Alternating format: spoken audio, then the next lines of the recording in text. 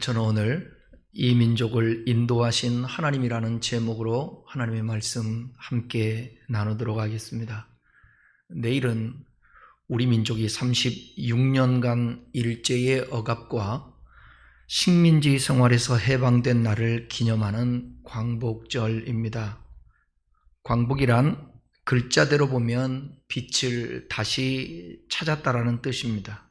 빛을 잃고 어두움에서 살던 우리들에게 다시 밝은 빛을 찾게 된 것을 의미합니다. 사전적 의미로 보면 빼앗긴 땅과 주권을 도로 찾다라고 되어 있습니다. 풀어서 좀 말하면 국민의 기본권 형성과 정치적 자유 등 민주주의의 회복을 의미하는 것입니다.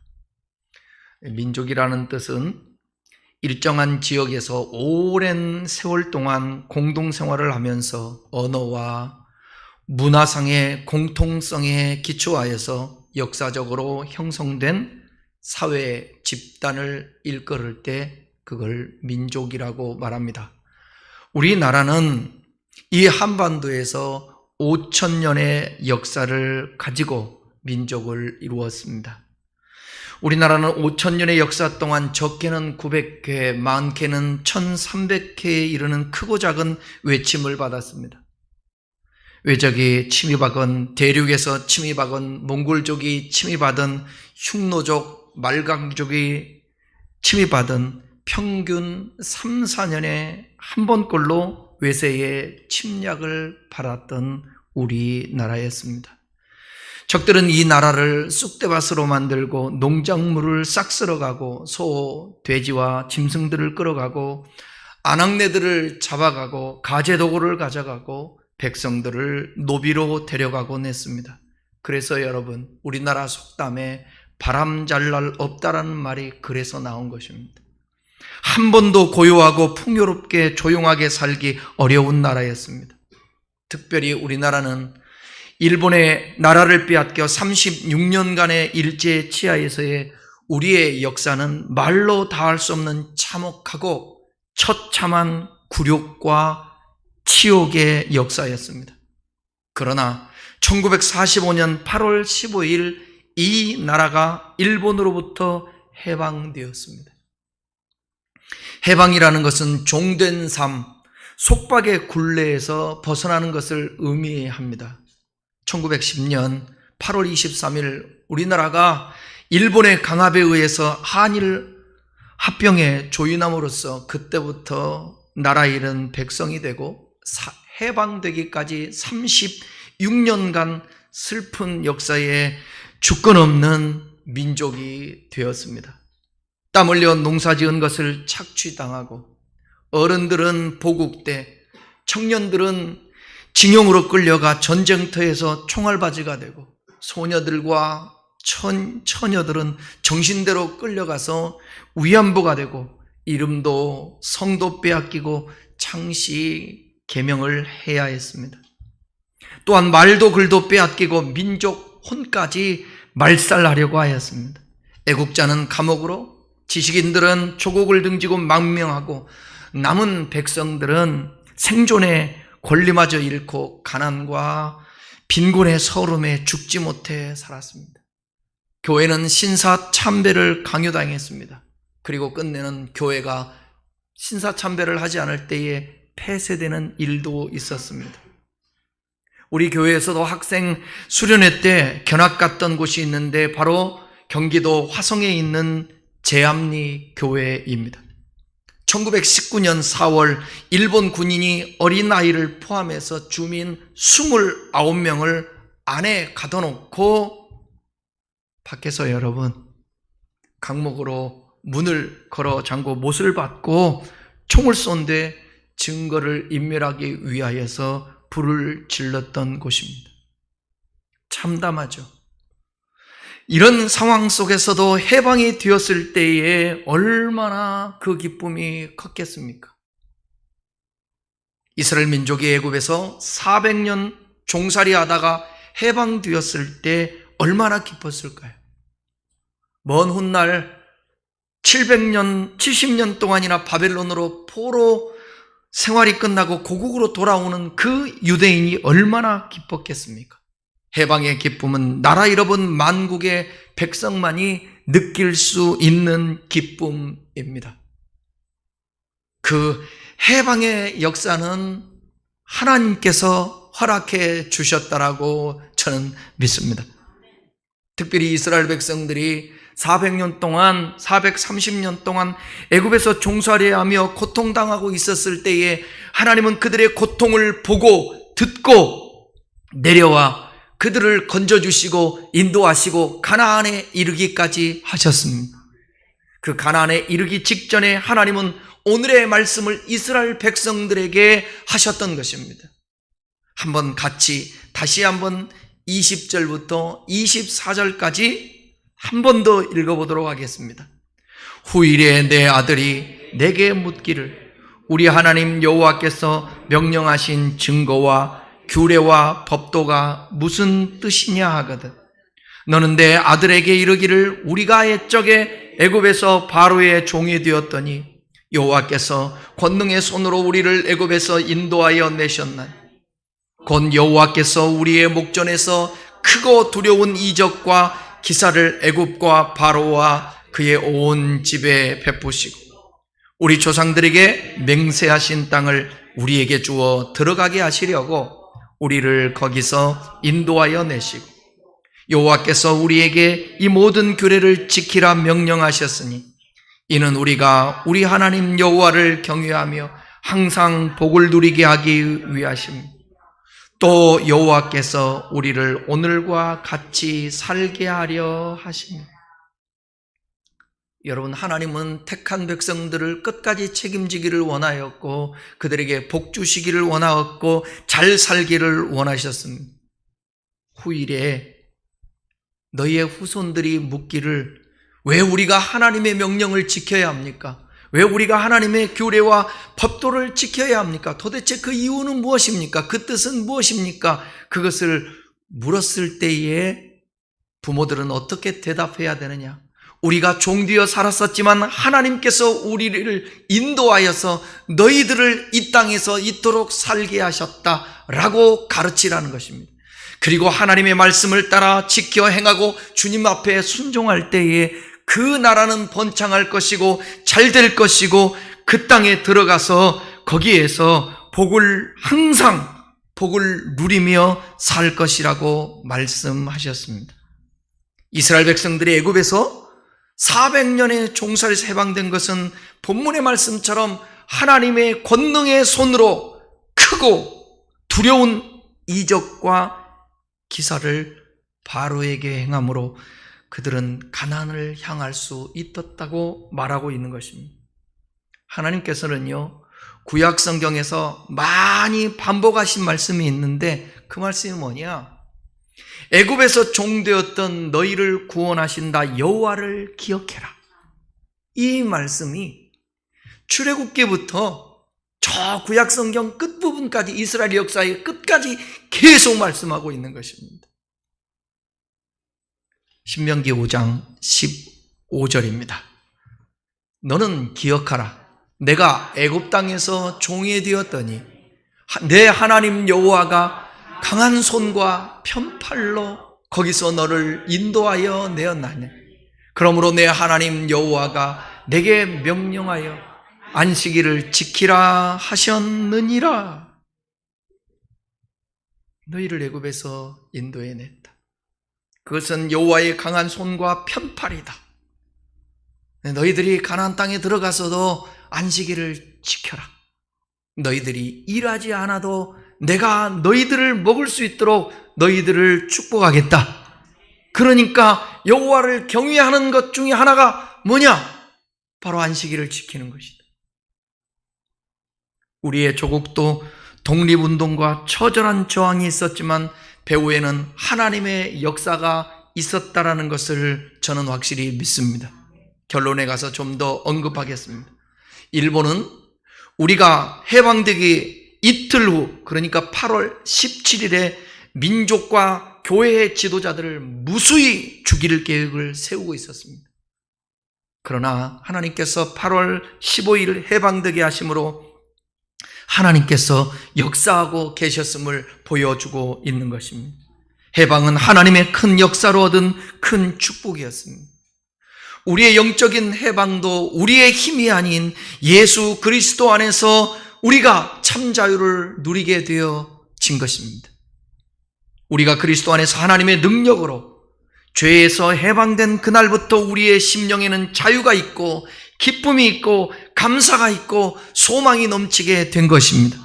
소유로부터의 자유, 두려움으로부터의 자유, 죽음으로부터의 자유, 이것을 은혜라고 표현하는 것입니다. 해방 이후에 하나님은 이 나라 이 민족을 정말 축복하셨습니다. 해방 후 3년 1948년 5월 13일 오전 10시가 조금 지난 시간에 중앙청 홀에서 재헌 국회가 열렸습니다. 당시 임시 의장이었던 이승만 박사의 제안에 따라 참석 인원 198명이었는데요. 전원이 기립한 가운데 목사이기도 한 이윤영 의원이 하나님께 기도드리고 첫 국회가 개회하게 되었습니다. 그 당시에 국회 속기록에는 그 순간이 다음과 같이 아주 분명하게 기록되어 있었습니다. 내용은 참으로 감격스럽습니다. 오늘 우리 대한민국 국회 제1차 회의를 갖게 된 것은 사람의 힘으로만 된 것이 아니라 우리 모두가 하나님에게 성심으로 감사드려야 하겠습니다. 그래서 목사이신 이윤영 의원이 간절히 기도드리며 마지막에 의원 전원이 아멘함으로 화답했습니다. 드디어 대한민국의 역사가 첫 발을 떼게 된 것입니다. 이 나라는 그렇게 기도와 아멘으로 출발한 나라입니다. 그때의 이윤영 의원 목사님이 했던 기도를 잠시 읽어드리겠습니다. 이 우주와 만물을 창조하시고 인간의 역사를 섭리하시는 하나님이시여, 이 민족을 돌아보시고 이 땅을 축복하셔서 감사에 넘치는 오늘이 있게 하심을 주님께 저희들은 성심으로 감사하나이다. 오랜 세월 동안 이 민족의 고통과 호소를 들으시고 정의의 칼을 빼서 일제의 폭력을 굽히시사 하나님은 이제 세계만방의 양심을 움직이시고 또한 우리 민족의 염원을 들으심으로 이 기쁜 역사적 환희의 날을 이 시간에 우리에게 오게 하심을 하나님의 섭리가 세계 만방에 현시하신 것으로 믿나이다. 하나님이여, 이로부터 남북이 둘로 갈라진 이 민족의 어려운 고통과 수치를 신원하여 주시고 우리 민족, 우리 동포가 손을 잡고 웃으며 노래 부르는 날이 우리 앞에 속히 오기를 기도하나이다. 하나님이여, 원치 아니한 민생의 도탄은 길면 길수록 이 땅에 악마의 권세가 확대되나 하나님의 거룩하신 영광은 이 땅에 오지 않을 수 없을 줄 저희들은 생각하나이다. 원하건대 우리 조선 독립과 함께 남북 통일을 주시옵고 또한 민생의 복락과 아울러 세계 평화를 허락하여 주시옵소서. 거룩하신 하나님의 뜻에 의지하여 저희들은 성스럽게 택함을 입어 가지고 글자 그대로 민족의 대표가 되었습니다. 그러하오나 우리들의 책임이 중차대한 것은 저희들을 느끼고 우리 자신이 진실로 무력한 것을 생각할 때 지와 인과 용과 모든 덕의 근원 되시는 하나님께 이러한 요소를 저희들이 간구하나이다. 이제 이로부터 국회가 성립되어서 우리 민족의 염원이 되는 모든 세계만방이 주시하고 기다리는 우리의 모든 문제가 원만히 해결되며 또한 이로부터 우리의 완전 자주독립이 이 땅에 오며 자손 만대에 빛나고 부르는 역사를 저희들이 정하는 이 사업을 완수하게 하여 주옵소서. 하나님, 이 회의를 사위하시는 의장으로부터 모든 우리 의원 일동에게 건강을 주시옵고 또한 여기서 양심의 정의와 위신을 가지고 이 업무를 완수하게 도와주시옵기를 기도하나이다. 역사의 첫걸음을 걷는 오늘의 우리의 환희와 감격에 넘치는 이 민족 기쁨을 다 하나님께 영광과 감사를 올려드립니다. 이 모든 말씀을 주 예수 그리스도의 이름 받들어 기도하나이다. 아멘. 이렇게 해서 이 나라의 첫 국회가 세워지게 되었습니다.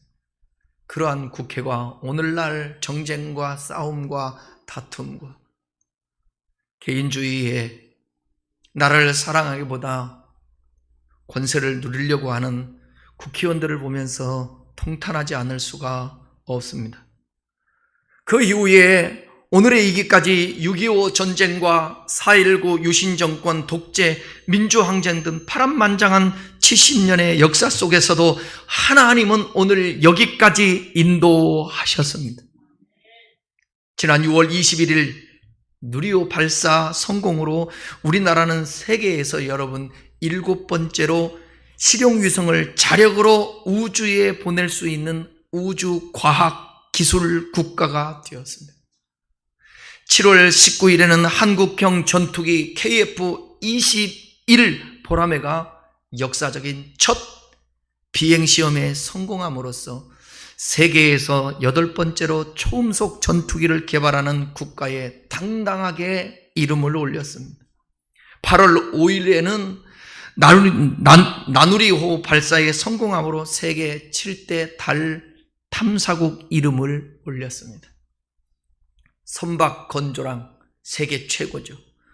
자동차 생산량 세계화, 최첨단 반도체 매출액, 인터넷 정보화 지수, 저탄소 경쟁력, 전력 생산량 등 세계 10위 안에 들어가는 선진 국가가 되었다는 것입니다. 상상할 수 없는 일입니다.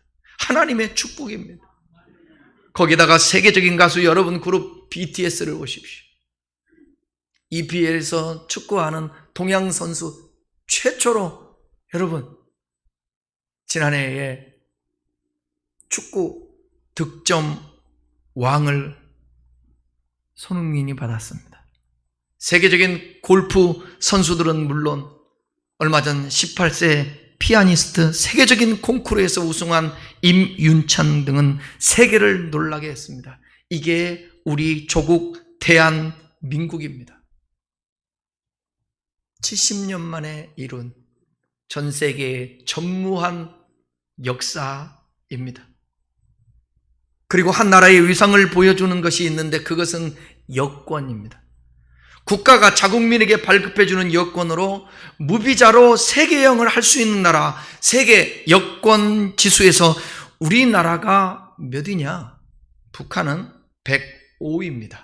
40개국밖에 안 됩니다. 우리나라는 192개국을 무비자로 여행할 수 있습니다. 싱가포르와 함께 2위입니다. 세계에서 무비자로 갈 수 있는 나라 2위입니다. 이런 상상할 수 없는 하나님의 은총과 축복이 이 민족에게 주어진 것이 얼마나 큰 은혜요 축복입니까? 이제 과제가 있습니다. 그 축복을 지켜야 합니다. 그런데 나라가 풍전등화와 같습니다. 나라와 민족을 위해서 여러분 우리가 또 한국교회를 위해서 기도해야 합니다.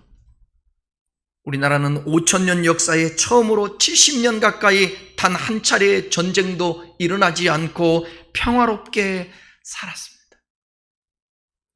늘 반공교육을 받고 어려서부터 저는 전쟁에 대한 두려움이 있었습니다. 그러나 이제는 설마 이 땅에 무슨 전쟁이 일어날까 하는 안일함이 제 마음속에도 있습니다. 정치, 경제, 문화, 군사, 교육, 예술 면에서 많이 발전해 왔습니다. 그러나 이제 그것을 지켜야 합니다. 지금이 매우 중요한 때입니다. 정치적인 안정을 위해서 기도해야 합니다.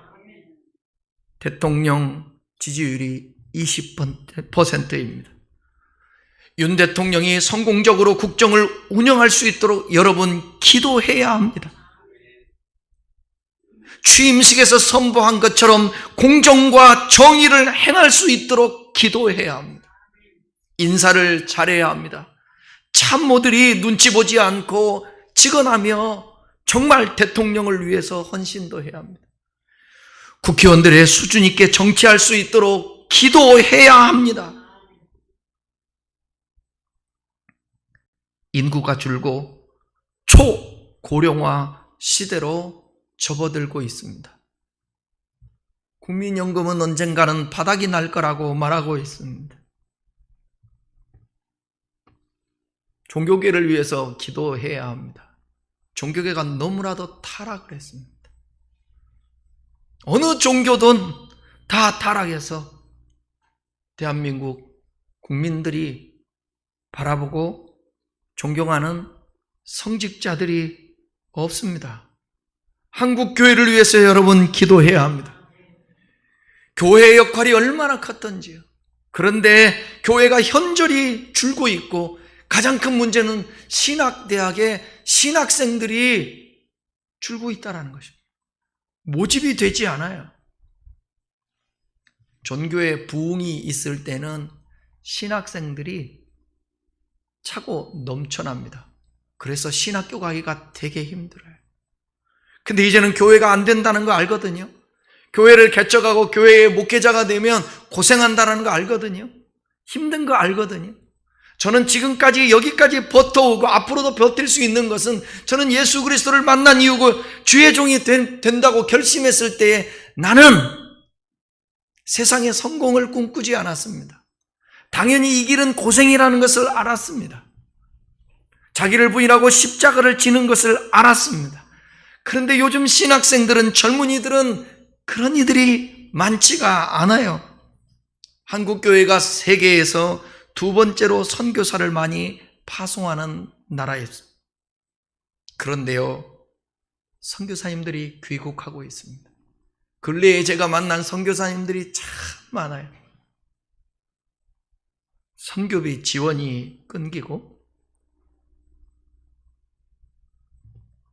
선교비를 조달할 수가 없어요. 왜? 한국 교회 자체가 힘드니까. 자기 교회도 운영하기가 힘드니까. 그래서 저는 서원은 아니지만 반결심을 했어요. 우리 교회가 존재하는 한. 어쨌든 지금도 도미니카와 필리핀 선교하는 또 구제하는 그 일에는 멈추지 말자. 그들이 바라보고 있잖아요. 그거 받아서 사역하는 것입니다. 여러분들이 드리는 그 물질의 선교 헌금을 통하여서 지금도 여러분, 우리가 알지 못하고 한 번도 보지 못하고 가보지 못한 곳에서 복음을 전하는 선교사님들을 통하여서 여러분 지금도 영혼이 구원받고 있다는 사실을 아시나요? 그랬던 나라가 선교사를 점점점 돌아오게 하고 있습니다. 청소년, 청년들의 신앙생활을 여러분 아십니까? 전도가 되지 않습니다. 교회의 발걸음을 끊습니다. 아무런 신앙에 관심이 없습니다. 목회자들은 스캔들로 늘 인터넷 방송에 단골로 등장하고 있습니다. 교회가 윤리 도덕적으로 세상의 빛과 소금이 되어야 하는데 맛을 잃어 밟히고 있습니다. 하나님께서는 출애굽한 이스라엘 백성들에게 율법을 주시면서 지키라 하셨습니다. 6장 24절 25절을 한 번 더 읽겠습니다. 여호와께서 우리에게 이 모든 규례를 지키라 명령하셨습니다. 이는 우리가 우리 하나님 여호와를 경외하여 항상 복을 누리게 하기 위하심이며 또 여호와께서 우리를 오늘과 같이 살게 하려 하심이라. 우리가 그 명령하신 대로 이 모든 명령을 우리 하나님 여호와 앞에서 삼가 지키면 그것이 곧 우리의 의로움이니라 할지니라. 이스라엘 백성들이 여러분 하나님의 말씀을 받아 그 말씀을 끝까지 순종하고 지키는 것, 그것으로 인하여서 하나님의 온전한 관계가 되고 이웃을 사랑하게 되고, 그러므로 하나님은 그 백성들을 지키고 그 나라와 민족을 복을 주셔서 길이길이 살게 하셨다고 하였지만, 그들은 하나님의 말씀을 버리고 우상을 섬기고 음란하고 방탕함으로 말미암아서 그들은 심판을 받을 수밖에 없었습니다. 오늘 그의 명령을 지키고 따르면 하나님 앞에서 곧 우리의 의로움이 됨이니라. 공동 번역에 제가 찾아보니까요, 여기 의로움이 된다라는 것은 우리가 마땅히 해야 한다라는 거예요. 하나님의 사람들은 마땅히 하나님의 말씀을 가지고 하나님의 식으로 살아야 합니다. 근데 한국교회 신앙인들이 성경을 집어던졌습니다. 성경을 보지 않습니다. 기도를 하지 않습니다. 예배를 중단하고 있습니다. 예배들을 드리지를 않고 있습니다. 이스라엘이 멸망할 때에 가졌던 종교적인 형식, 예식만 갖고 있습니다. 그들을 향해서 주님이 이렇게 말씀하죠. 마당만 밟을 뿐이라.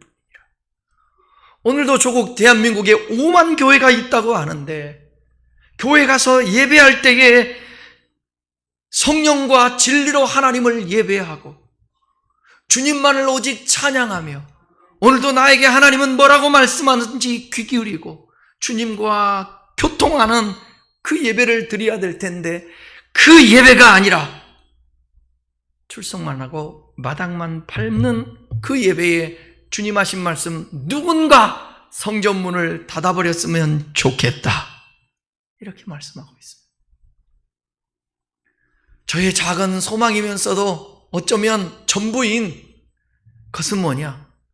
나와 함께 신앙생활하고 있는, 내 이 하나님의 말씀을 듣고 있는 우리 성도들이, 또 우리 가족과 우리 집안들이 예수 믿고 거듭나서 이전 것은 지나갔으니 보라 새 것이 되었다고 말씀하신 그 하나님의 말씀의 신분을 가지고 변화된 모습으로 이 땅에서 하나님의 지음받은 목적대로 먼저 그 나라와 그 일을 구하면서 하나님 사랑하고 내 이웃을 사랑하는 성도들 되게, 내 이웃들 되게 내가 존재하는 것, 그것이 소원인 것입니다.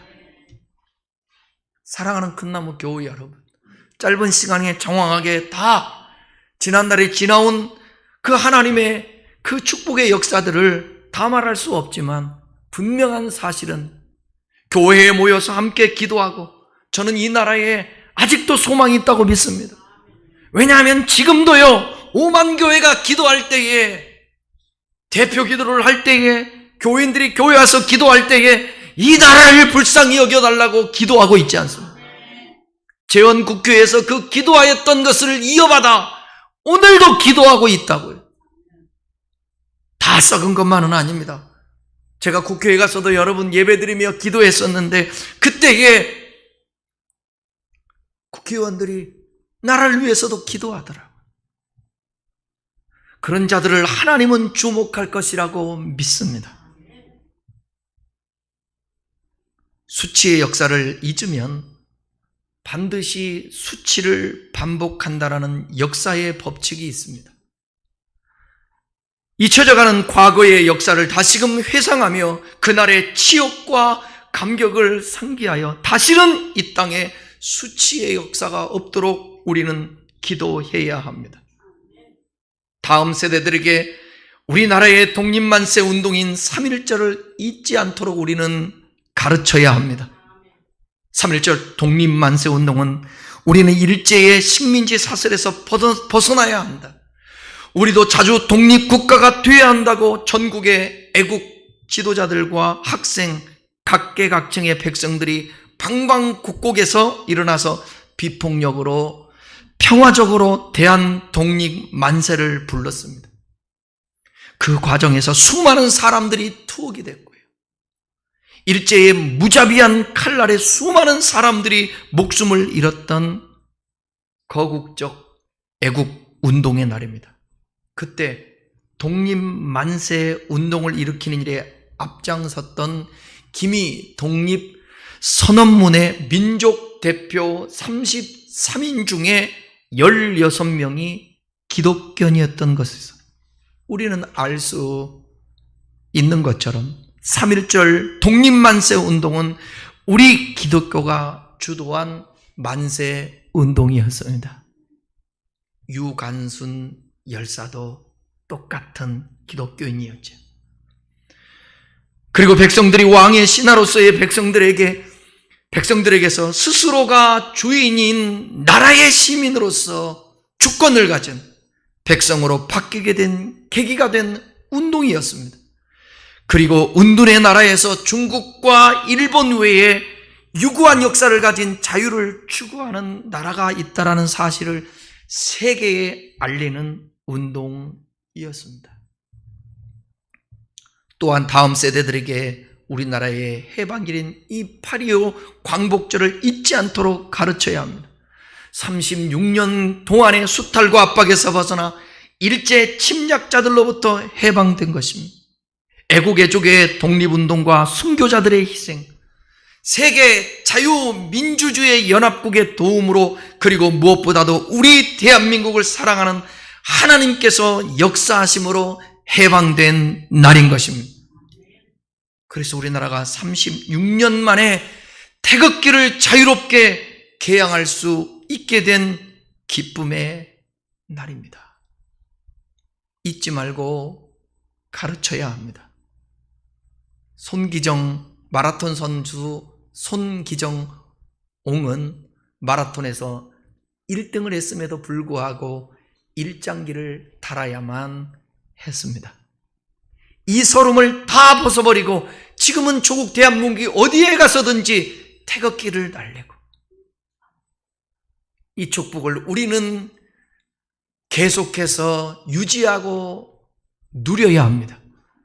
그리고 왜 하나님이 그 일을 허락했는지를 깨닫고 지금도 전 세계에 나가서 복음을 계속해서 증거하는 나라가 될 수 있도록 저와 여러분들이 유지하고 지키고 해야 되는 것입니다. 2022년도 한국교회총연합회 8.15 광복 77주년 한국교회 기념 예배가 지난 10일에 열렸었는데, 그때 이와 같은 성명서 전문을 발표했습니다. 이 글을 마치고 말씀을 정리하겠습니다.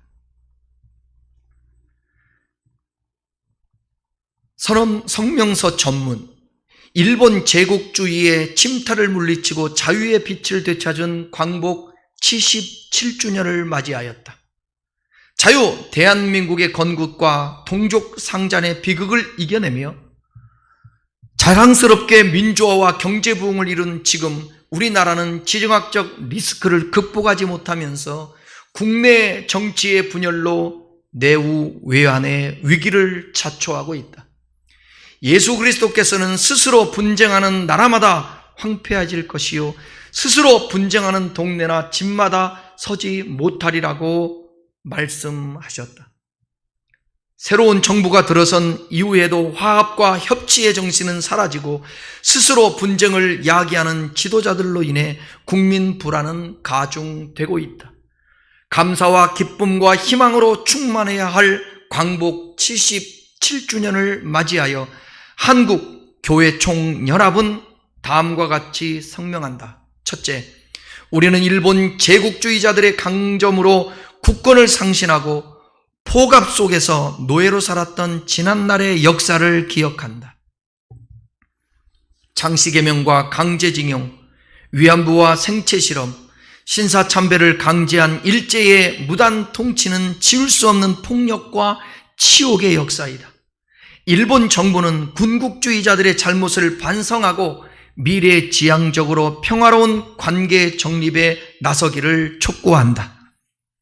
두 번째, 우리는 정부와 국회, 기업과 시민사회 지도자들이 상호 분쟁을 멈추고 상대에 대한 존중으로 대화를 통해 공존과 통합의 미래를 위해 협력할 것을 촉구한다. 현재와 같은 비방과 분열의 정치는 선열과 다음 세대에 대한 범죄 행위이다. 즉시 분쟁을 멈추고 화합과 협력의 길을 모색할 것을 촉구한다. 마지막 세 번째, 우리는 빼앗긴 조국의 국권 회복과 대한민국 건국을 위해 헌신한 독립투사들과 한국교회 지도자들의 기도와 꿈과 지혜와 열정에 존경의 마음을 바친다. 한국교회는 대한민국의 자유와 민주와 평화를 위해 헌신하며 다음 세대가 살아갈 대한민국의 안정된 발전과 새로운 부흥을 꿈꾸며 세계 평화를 선도하는 나라가 되도록 노력할 것이다. 사랑하는 큰나무 교우 여러분, 주님은 말씀하고 있습니다. 종되었던 너를 애굽에서 인도한 여호와를 기억하라. 하나님이 이 민족을 붙들고 있음을 저는 믿습니다. 하나님이 역사 가운데 섭리하신 것을 믿습니다. 앞으로의 미래가 우리에게 달려 있습니다. 미래는 우리 현재의 반응에 의해서 주어지는 것입니다. 다 같이 기도하겠습니다.